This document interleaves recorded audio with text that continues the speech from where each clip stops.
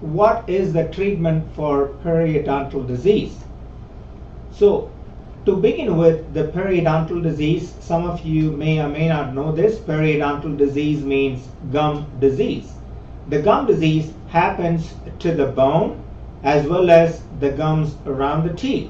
So, in other words, although it is called gum disease, it not only destroys the gum tissue around the tooth, but it also destroys the bone that is underlying on the gum tissue. So you will get gum disease and you will get disease to the gum. When you get gum disease, you will get some disease to the gum as well as the bone. And the eventual problem with the gum disease is if you leave it untreated, and you will end up losing the tooth.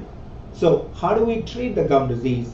So the way you treat the gum disease, if you have, depending on the type or the severity of the gum disease, it could be as simple as, in layman term, we call it as, it could be as simple as gingivitis, which may be cured or which may be treated very easily just with a regular cleaning.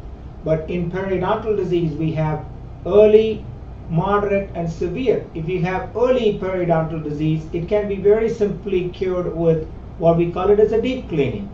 When you have severe, or when you have a moderate to severe gum disease, sometimes it may not be treatable just with doing some deep cleaning. In that case, you may need what we call it as a gum surgical procedure or a laser gum surgical procedure that need to be done.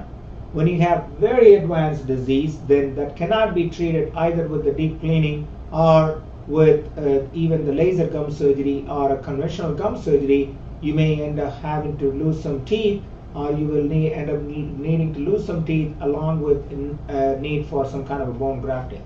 So to answer your question, what is the treatment for periodontal disease?